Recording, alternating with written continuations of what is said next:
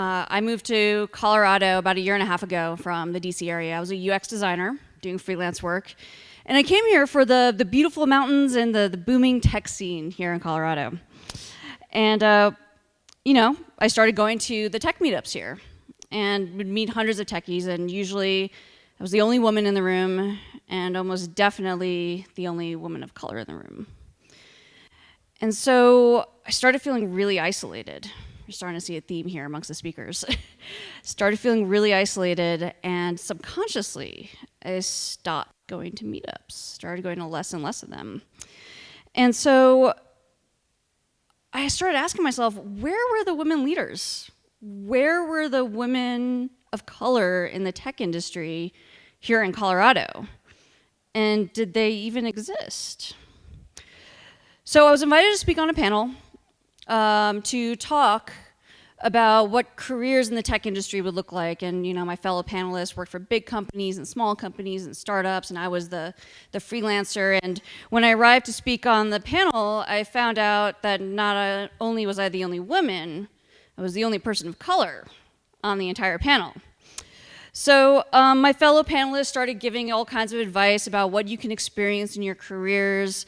And I saw at the time how oblivious they were to a lot of the struggles that they never experienced their entire lives. And I looked into the audience and I saw women there, and I saw people of color there. And I said to myself, this is not going to be your experience. This is looking through the world with rose-colored glasses, and you are not going to experience the things that these guys are telling you are going to experience. Your road is going to be much harder, because when you look like me and not like them, you're going to face more obstacles. So I stood up and I started calling my fellow panelists out on this.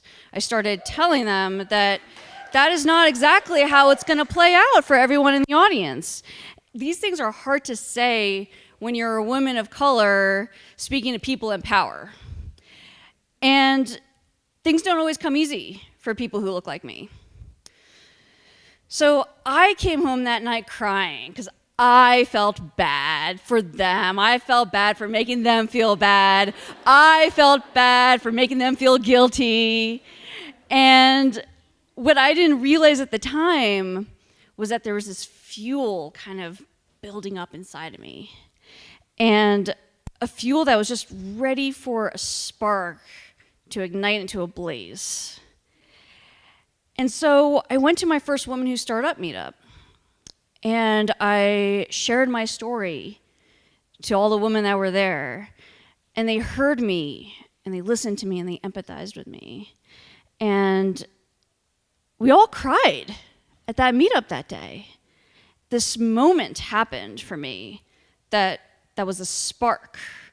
And it's when Lizelle said to me, "You just got to show up."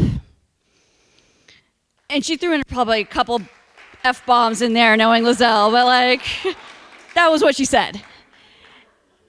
And I started doing that. But through that meetup, I ended up going to the Go Code Colorado hackathon, and I met up with a team of like-minded women who were all about diversity and the tech sector, and we created an app that would connect tech companies to diverse talent, and we won the Denver competition, and we were Go Code Colorado finalists. And then I was on a stage in front of 100+ people with 10 other teams that were all competing for the Go Code Colorado finals to build a startup, and I was the only woman on the stage that night, and I was the only person of color on the stage that night.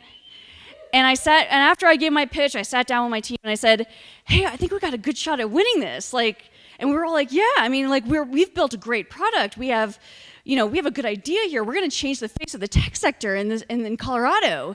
And so the announcement came up and said, "You're going to announce the winners." And our team name didn't come up. So the fire in me grew dimmer. And I was at a junction. And I said, do I keep on moving forward with this whole startup idea? Do I just stop, kind of turn about face and just call it quits? And that's when I met Heather McKenzie, who I did not know was going to be a community champion today. But Heather McKenzie had posted on the Slack forum that she was recruiting prospective CEOs for this program called 10-10-10, which she's recruiting for tonight as well. This is back in April when I met her. And she invited me to come and sit down for coffee. And I sat down with her and I just told her all about my self-doubts. I said, Heather, why are you even talking to me? Like, I'm not a prospective CEO. And yeah, I mean, sure, I've started my own nonprofits. Sure, I've raised millions of dollars. Sure, I've, built and scaled teams. Yeah, I know how to communicate a vision and a mission clearly. But why would I be a good CEO?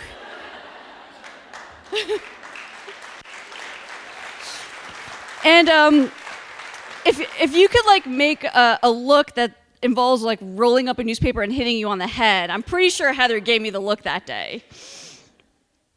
So she brought me into 10-10-10. And it's because she fueled me and said I had the capabilities of doing this. So now I'm the CEO of 2 different startups. I'm building a digital health company, and I'm also building diversity with my female co-founder, Kim. But at the end of the day, that fire can only stay lit by keeping yourself fueled. And that fuel comes from your community. Tonight, you are surrounded by that community. You're surrounded by hundreds of other women who are here to fuel you and to keep you fueled. And the question is, are you ready to give? Earlier this year for me, it was powerful women like all of you that lit that spark that ignited that fire in me. So if you haven't ignited your fire, light it tonight. And if you already have that fire in you, make it brighter, because we're gonna light up this world. Thank you.